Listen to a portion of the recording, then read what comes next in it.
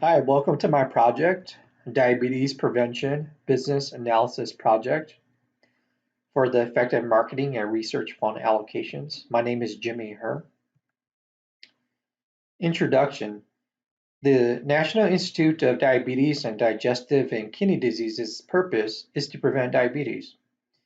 The Institute provides funding to organizations and institutions that support the prevention of diabetes. With donor and governmental funding limited, its purpose is to allocate the funds that will make the most impact. The Institute's fund allocation must be effective. Therefore, it is imperative to understand the independent variables that have the most influence on the dependent variable. The Business Analysis Project, or BAP, will determine the best performing variables. The chosen variables will be ranked for return on investments, or ROI, and risk, represented by beta. Allocation decision will be optimized based on ROI and beta. The business analysis project is consisted of a descriptive phase, a predictive phase, and a prescriptive phase. Background research into diabetes accounts for 29 million people in the United States with type 2 diabetes.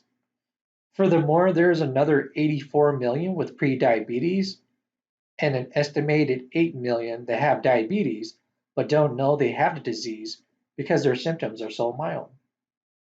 With controls and awareness in place, it stands to question why diabetes cases are still rising and uncontrolled. To address this issue, the Institute will fund marketing and research efforts to bring awareness and financial means to reduce diabetes. To summarize, the Business Analysis Project will determine the best performing variables to prescribe optimized allocation decisions based on ROI and risk. Problem presentation. In comparison to other major health risks, diabetes is ranked much lower due to its lower mortality rates. For example, cancer and heart disease will rank higher on the health emergency spectrum. Also, many factors cause diabetes with little agreement by health professionals on which ones are the most substantial. The marginalization of diabetes and dispute among its contributing factors have allowed for the continual rise of the disease. Specification and design. The business analysis project consists of 3 phases, the first one being descriptive. In this phase, the variables will be analyzed. In the second phase of predictive, the models that are tested will be compared. In the third phase of prescriptive, the chosen model will be optimized to provide the best decision making. In a descriptive analysis phase, the intent is to understand the variables and the relationships between them. The analysis of the individual independent variables will be performed through central tendency and dispersion analysis, as well as analyzing for possible correlations between the independent variables through correlational plots, and to understand the relationships between the independent variables and the dependent variable. The data set will be cleaned and prepared as well in this phase. In the predictive phase, the predictive models will be compared to choose the best performing model. In addition, the data set is further cleaned and prepared to be finalized, while also removing any data, as well as splitting the data set into the train and test set. Feature selection will be performed to include methods such as lasso, Baruda, logistic regression, and random forest. The 4 selected predictive methods to be tested in this phase include the logistics regression method, random forest, classification and regression tree, and support vector machines. Each method will have a reference versus prediction confusion matrix to assess each model's performance. Each model will be compared to choose the optimal model, In the prescriptive phase, the intent is to use the best performing model to optimize to prescribe allocation advice. Feature selection will be finalized to determine the most influential independent variable. ROI and risk will be assigned based on variable rankings. And the model will be optimized through linear programming. Furthermore, sensitivity analysis will be analyzed through the linear programming method to provide final recommendations. In the data acquisition section, the dataset was retrieved from Kaggle.com and it consisted of the Pima Indian community. In the descriptive results section, the first step was to analyze each independent variable individually. And the first thing we did was to look at the box plots for each independent variable. As you can see here, we have glucose showcased. And we did the same thing for all the other remaining variables as well, to include pregnancies, blood pressure, skin thickness, insulin, BMI, diabetes pedigree function, and age. The second step of the descriptive results section was to analyze the variable correlations. And this was done through the correlational plot. As you can see the plot here on the bottom right. Important to note from this plot is that the glucose and BMI variables have the highest correlation to the dependent variable outcome. Additionally, pregnancies, age, and diabetes pedigree functions also show correlations to outcome, but to a lesser degree. And age and pregnancies, interestingly, show strong correlations between each other. Additionally, we also executed the Pearson correlational method to execute actual numbers associated with each variable. Its outputs are in line with outcomes from the correlational plot. Glucose showed the most correlation outcome, followed by BMI, age, and pregnancies. Furthermore, for variable correlations, we also looked at the CORE-GRAM. And the CORE-GRAM plot reiterates the correlational plot. It shows a strong positive correlation between glucose and insulin. There's also a strong positive correlation between skin thickness and BMI. Third step was to analyze the variable distribution and dispersions. And as you can see here, we achieved that through the standard deviations showcased on the left-hand side here. Whereas we also took a look at the variable distributions with the variable plot here. Furthermore, lastly, we also took a look at the histograms for each individual variable. And as you can see showcased here, we have the histogram plot for the glucose variable. And again, we performed this for each individual variable. Now moving on to the data transformation section. Important to note was that there were many zero values within the data set and some outliers as well. Now, what we decided to do was to remove the zero values through detecting each dataset row that had zero values. And if a row had a zero value, it would have been deleted out of the dataset. And the execution of that is shown here on this slide. Now, in regards to the outliers, we decided to retain the discovered outliers because the values are within natural limits relative to medical understanding, and it may be essential to retain these values to understand its implications on the outcome variable. Moving on to the predictive results section, first thing we did was to split the data set via the validation set approach with a 75-25 split, 75% train and 25% test. And the execution in RStudio is shown here. Feature selection was performed to determine variable importance. And as you can see here, lasso method was the first thing we did. Its execution is shown here in RStudio. And after that, we performed the Bermuda method as well to determine feature selection, and its execution shown here. And a continuation of the Bermuda method is shown here as well. And what's nice about this method is that it provides a graphical representation of the variable importance compared to the others.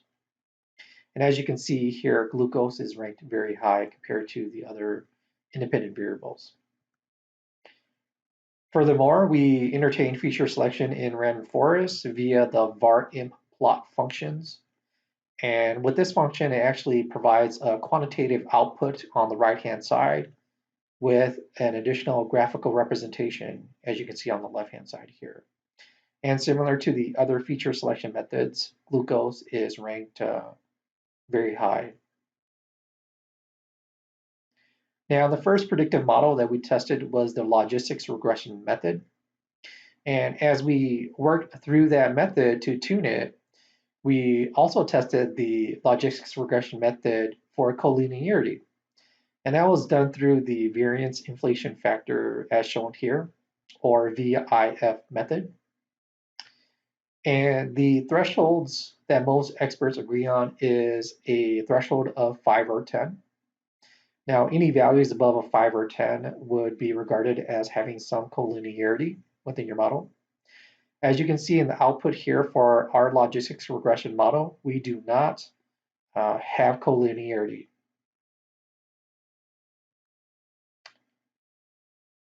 Now, just to recap, we assessed 4 models that were considered: the logistics regression model, the random forest, classification and regression tree, and support vector machines. Now, the measures to consider in deciding on a chosen model are overall accuracy, overall error rate, type 2 error rate, and type 1 error rate. And we'll showcase the summary comparing all 4 models on the next screen here.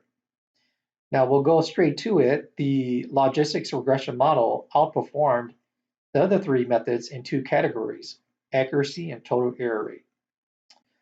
All other methods outperformed in only 1 category. Therefore, the chosen model will be the logistics regression model. Now, as we moved on, we ended up training the chosen logistics regression model through a 10-fold cross-validation approach. This attempt was to avoid any overfitting and to also optimize the model as best as we can. And as you can see, accuracy output for this model is rated at 82.6% accuracy. Now moving on to the prescriptive results section, the project's main objective is to provide optimized decision making that allows for maximum return on investments with the least amount of risk. The firm will strive to allocate funds to the most beneficial research and marketing efforts to support the firm's goal of diabetes management. The prescriptive part of the project will begin with the analysis of the independent variables of importance shown per method. And as you can see here, this first table here has the variable rankings per method, and the first method of lasso has pregnancies ranked as the most important variable. However, we have Bermuda and logistic and random forest ranking glucose as the most important variable. So taking all 4 of those into account, we did an ensemble approach to determine the overall ranking below by considering all 4 methods by weighing the individual variable rankings and occurrences to produce an overall ranking that has glucose ranked number 1 as most important, and age as number 2, and pregnancies number 3. Now the ROI was determined from the overall risk ranking with the board of director approval. And the determination was that glucose would be assigned a 30% ROI, with age being assigned 10% ROI, and pregnancies at 5% ROI. The logistics regression model will determine the risk values, and we chose this method because it was the best performing model with the greatest accuracy overall.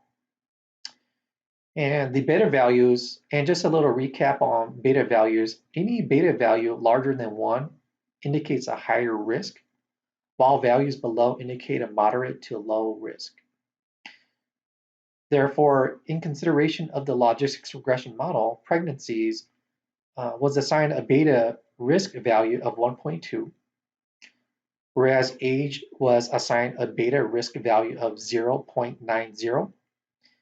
Glucose was assigned a risk beta value of 0.80. Within the prescriptive portion of the project, linear programming was used as a method to optimize the model. Now, the linear programming model maximizes the objective function of total annual return, and its decision variables are the fund allocation percentages for each independent variable. And as you can see here, we have 6 constraints that we need to take into consideration. The optimized output from the model determined a percent fund allocation of 60% for glucose, 20% for pregnancies, and 20% for age to optimize a total annual return of 21%. This value is in line with top performing stock portfolios and business investments. Now, furthermore, in regards to the linear programming model, was an output of a sensitivity analysis. However, the sensitivity analysis provided insight, but it lacked limitations to determine the range of optimality. And this was due to the infinity and negative infinity values for the allowable increase and decrease outputs. Description of integrated results.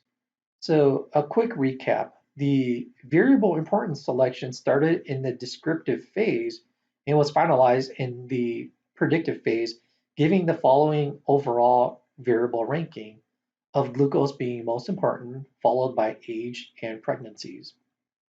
The predictive phase showed that the logistics regression model was the best performing model. Furthermore, the prescriptive phase ascertained the ROI and risk, and specifically the ROI was determined from the overall ranking table, whereas the risk or beta was determined from the logistics regression model. The prescriptive phase optimized using the linear programming to prescribe the following decision making. The model determined that the percent fund allocation is optimized at 60% glucose, 20% pregnancies, and 20% age to produce a total annual return at 21%. In conclusion, the descriptive analysis provided insightful information on individual variables and the relationships between them and the dependent variable. The predictive analysis tested 4 models to determine that the logistics regression model was the best performing method. And lastly, the prescriptive analysis using linear programming optimized the allocation of funds to provide a total annual return of 21%. Thank you for your time.